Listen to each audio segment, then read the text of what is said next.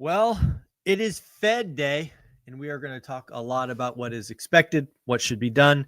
But frankly, folks, I have to get something off my chest, something that I have been thinking about for at least a week now. If you don't recall, I had a conversation with Melody Wright about the 2025 real estate market. Uh, net, we saw a lot of challenges. We were in disagreement on timing. But what's really got me thinking, perplexed, freaking, it's like a worm in my brain, was at the very tail end of that conversation with Melody Wright. We started talking about what might happen in some theoretical world if interest rates collapsed to 4%. And it was during that pure riff that my mind went to, wow, the median home price might fall, might collapse.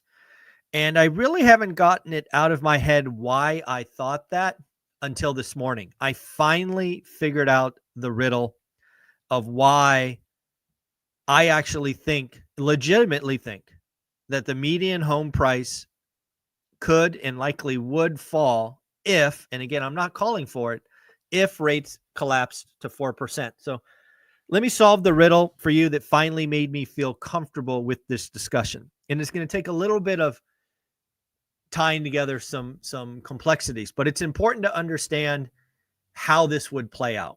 So step one, we need to understand that the housing market is broken, right? We termed that on this channel years ago and have been proven right.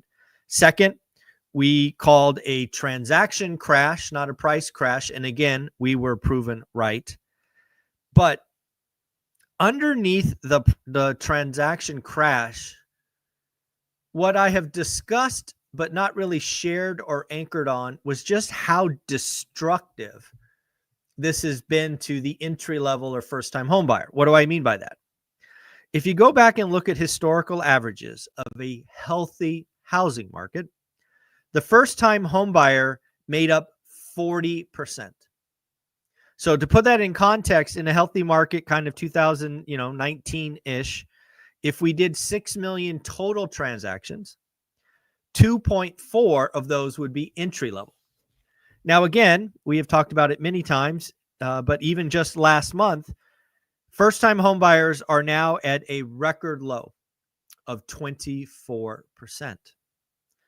Okay, great. What does that mean? Well, it means that every month that goes by that the entry-level housing is stuck at something below 40, we are we're really stacking demand. The market remains broken.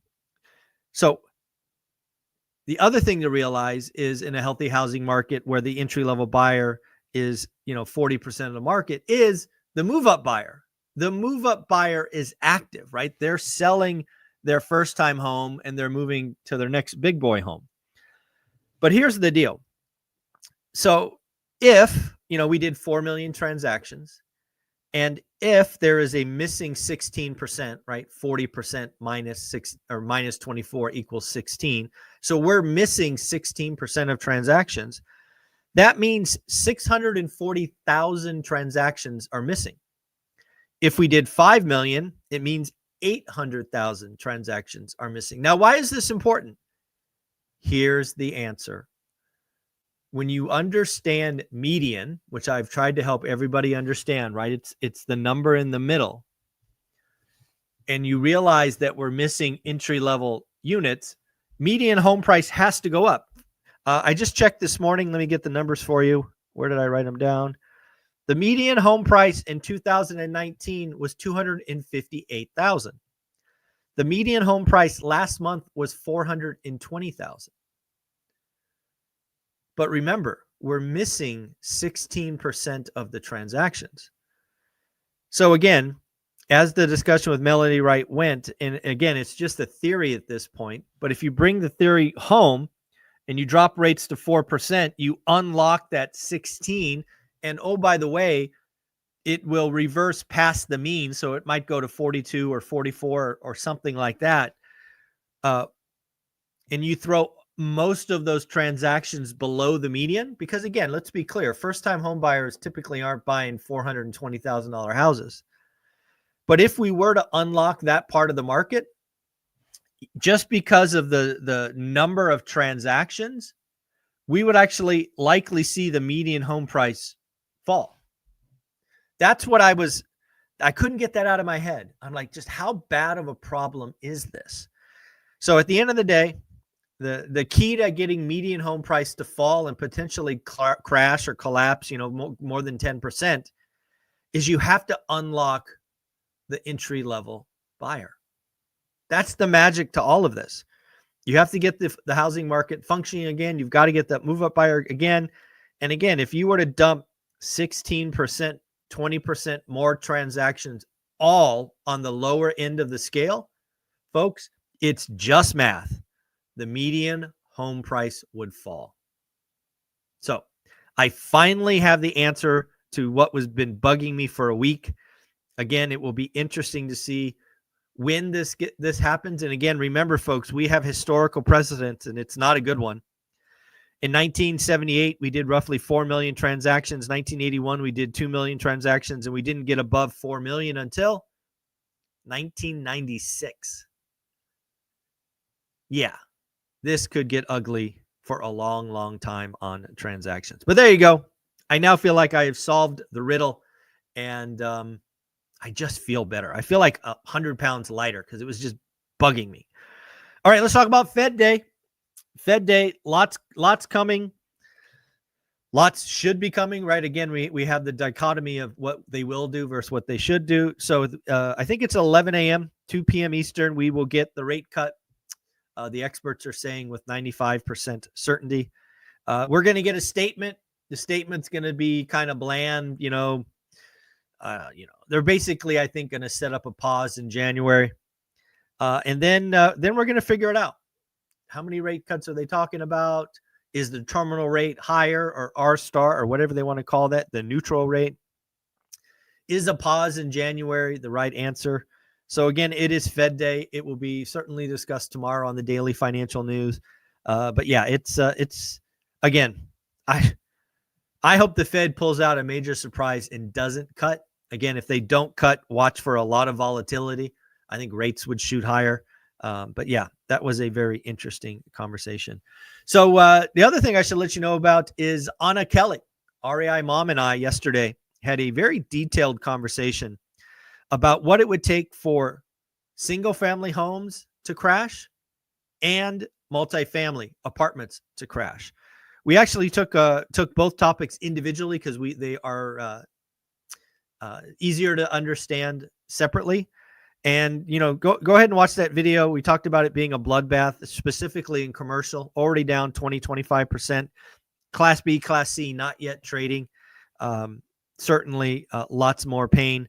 I will highlight one disagreement that Anna Kelly and I had during that conversation.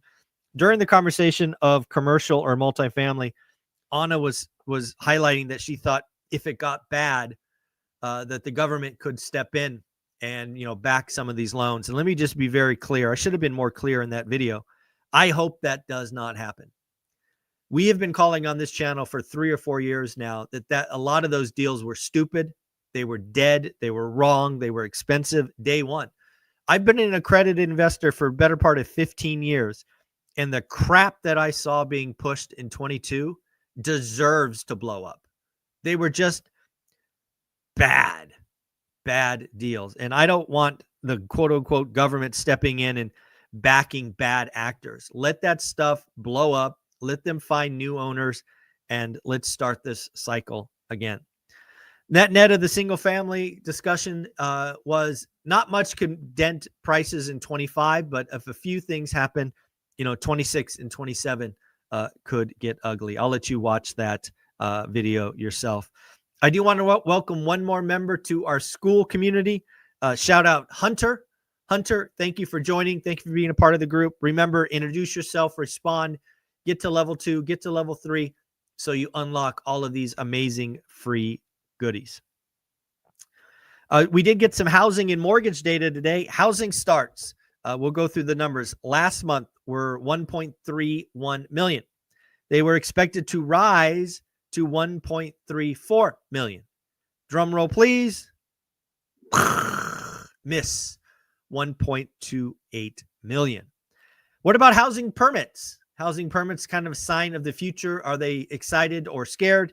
Again, we'll go in the same order. Last month, 1.41. They were expected to go to 1.43 or slightly better. They actually had a huge beat to 1.5 million. Again, folks, I think there is a general belief in the building world that deregulation is coming. There's general belief and hope that it is quicker and less expensive to build. So it's not surprising. It's not surprising that building permits are up. On the housing starts data, it says housing starts, and a lot of pretenders online think it's all housing, meaning single family homes. It is not. Remember, anytime you read the housing start data, it captures single family homes and multifamily homes. Like most months, the multifamily number is the most volatile and can be all over the map. Housing starts were single family housing starts were actually up 6.4%. So again, folks, the headline number will be housing starts fall. The big bears and crash bros will be talking about it, where in reality, single family homes building was up 6.4% month on month. It is down 10% year on year. But yep, there you go. How about mortgage demand? Mortgage demand for purchase up 1% week on week, up 6% year on year. Refi demand down 3% week on week, but up 41% year on year. Total demand, when you merge all of that together, is a negative down 0.7%. First decline in mortgage demand in 5 weeks. B of A survey of fund managers. This will likely be our last discussion of this daily financial news. The B of A survey of global fund managers shows a record low cash allocation. Record low. That's all the cash is in. What is left to push the market higher?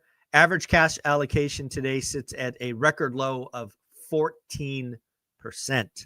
Yes, B of A survey was highlighting that this is a quote-unquote super bullish sentiment. Expectations for 2025 for the S&P 500, when you blend all the experts together, is up another 10%. Kind of wild. I think it was, what was it? Tom Lee from Fundstrat. What did he say? He says he sees S&P going to 7,000, but then settling out something below that. He sees the first half better than the second half. Folks, if you're coming out to our Vegas event, and let's be clear, you really should. We are less than 60 days away. Tickets are selling out. There's a chance if you wait too long, it will be sold out. So go to Eventbrite, buy your tickets. You're going to get 16 presentations, 6 hours of networking. You're going to be able to ask questions, get in the room with the right people. If you've never bought yet, get there. If you're a couple, get there. If you're stuck in the first 5 years, get there. Trust me. You want to be in the room in real life with other folks that are going the same direction. You will not regret it. Plus, it's Vegas. It's Valentine's Day weekend.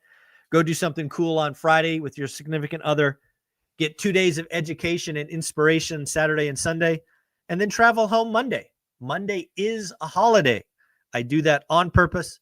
So if you're coming from the East Coast or whatever, you could travel home easy on Monday and not have to stress about missing work.